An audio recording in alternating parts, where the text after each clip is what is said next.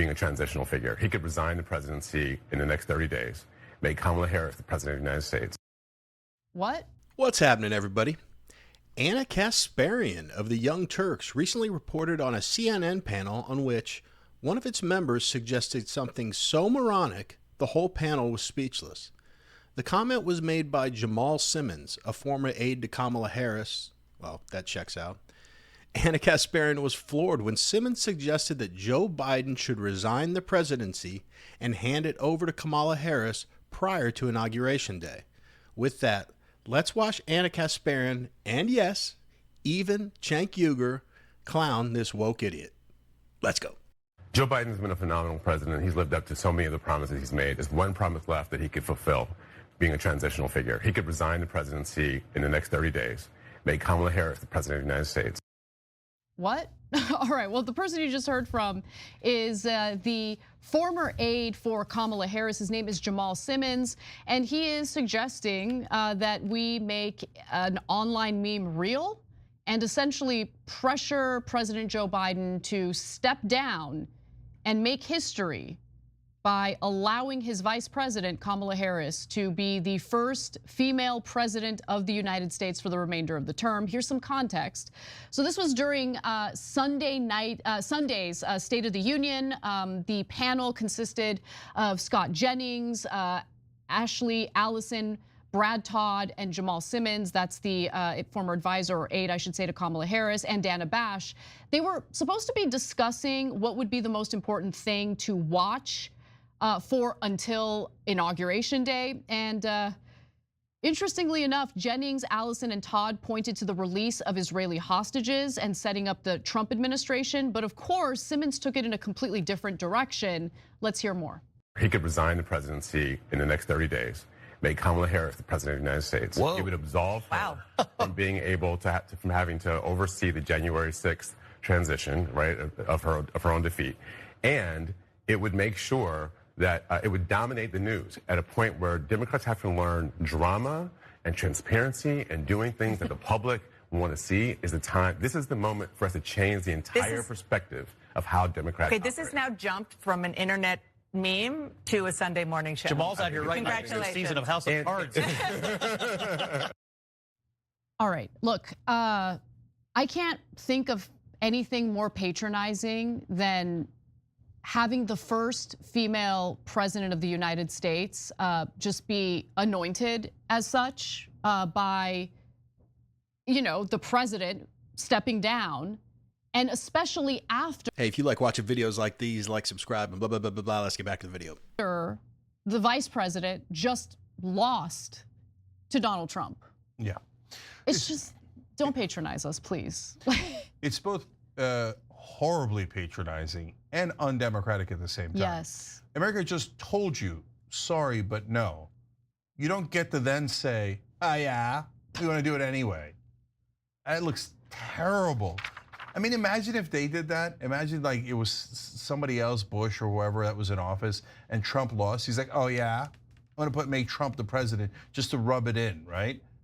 What are you doing? That's so stupid. I mean, we just asked the American people what they wanted. They just told us. This is deeply insulting to everyone involved. And so why are they doing it? This is the new Kamala Harris ego protection industrial complex. So all over TV this weekend, I'm watching, and everybody's getting blamed. White women, Latino men. The voters. The Christians, voters. Joe Biden has kept all of his promises. Okay, I don't know if I agree with that, but when did Joe Biden promise to resign the presidency? What the hell is this guy talking about? How are these people given a platform, much less a job? Well, I'm sorry. He was an aide for Kamala Harris, so that actually makes perfect sense given her election performance. Now, as far as what Ana and Cenk said, I've got nothing. I can't rip on them. Their analysis is spot on. I don't really know what to say. These are uncharted waters for me. I've never watched a clip of these two and not had something to make fun of. So in that case, I'll go back to the original guy I was making fun of. How insane is this nutsack? He says that the American people want drama, transparency, and doing stuff the public wants to see. That idiot was 1 for 3. The number one thing Americans want to see from their public servants is transparency. Full stop. And what Americans are craving drama. Who wants to see some stunt of getting the worst candidate in the history of presidential elections in office? No one's looking for that. And I'll just echo a couple things Anna and Cenk said that are obvious but good points. Yeah, it would be insanely patronizing. People want to see the first anything president elected on merit, not as an everyone gets a trophy prize or a consolation prize for getting destroyed in the general election. And the other point they made is something I feel like I say almost every single video I do.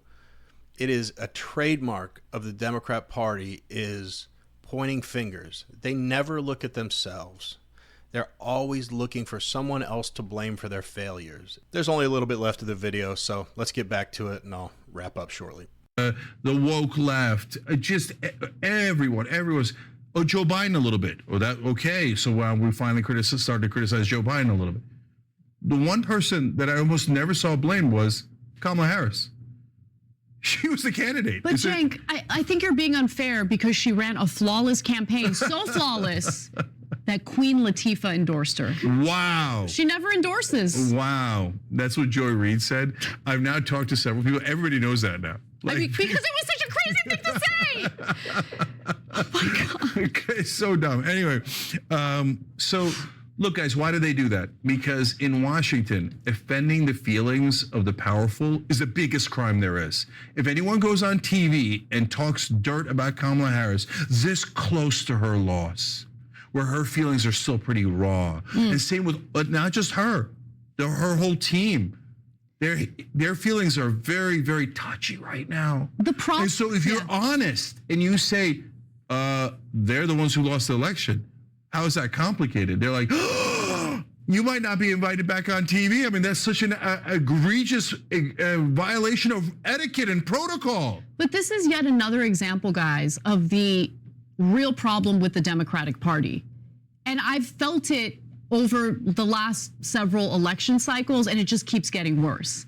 It's this idea that the Democratic Party doesn't need to work for you, that they're not really tasked with representing the best interests of their base or working class voters, that this is all like pageantry, and it's all about this power struggle to get certain people to higher positions of power. Like, it feels like that's their only objective. So look, some people are gonna get offended by this, but I don't care. Who cares if she would be the first, she'd make history as the first female president. It would make history if she would actually be a president who represents the people and actually pushes for fundamental changes to improve the lives of American citizens. But it's not about that. It's all about seeing certain faces in higher positions. For what and to what end?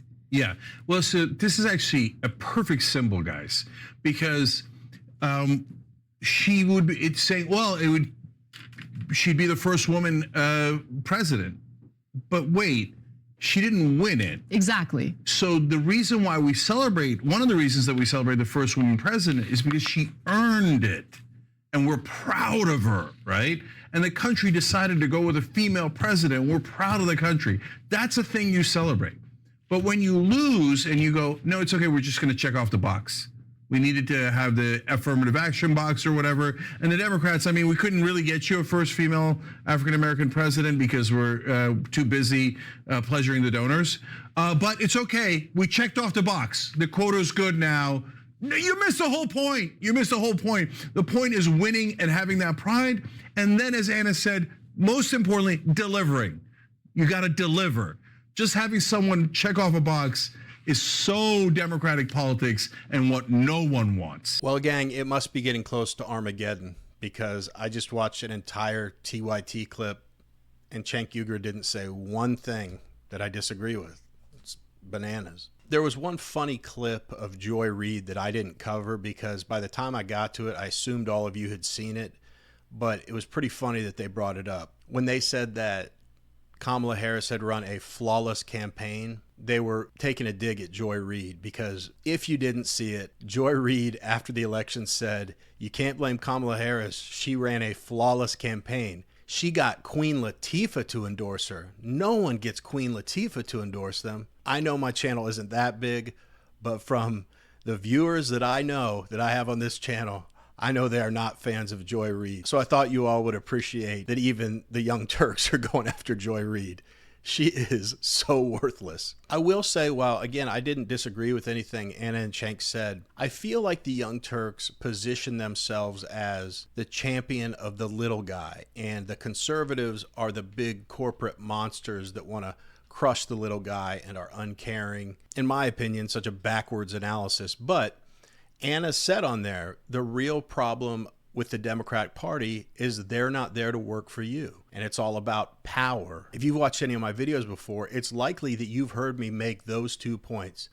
The Democrat Party does not care about the average American, and all they care about is power and how they can wield it to make money for themselves or others and continue to gain more power. So I'm in full agreement with Anna on that. But if TYT really is the party of the little guy, and Anna said she's been noticing this about the Democrat Party over the last few elections, my question is, why didn't you scream this louder when you first started noticing it? Perhaps it's because of who she works with and the kind of echo chamber she's in. You know, maybe in their eyes, Trump is such a monster, and that outweighed any negatives they could point out about the Democrat Party. The Democrat Party is not about working for the voters who elect them. It's pageantry. It is all about a power struggle, and not just over Republicans, over one another.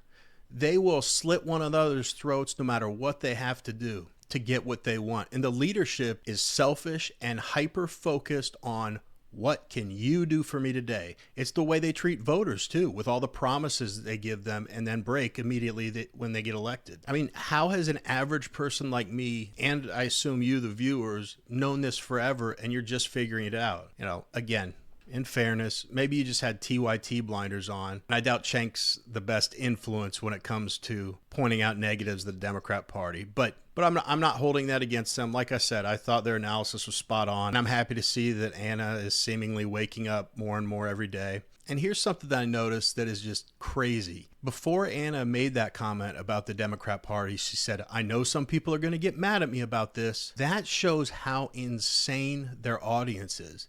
She states something that's just an undeniable fact, and she has to be concerned that TYT fans are going to freak out. If I were her, I would hate working in that environment when you're just reporting the news and what you're seeing, and you have to be concerned that your quote-unquote fans are going to freak out on you. And I put the word fans in air quotes because are they really fans if you say something that they disagree with and decide that you're not worth watching anymore? I don't think so. Anyway, if you want to see more moronic takes from so-called experts like this clown, click on one of the 2 videos that just popped up on the screen. Otherwise, I really, really appreciate you being here today. The end.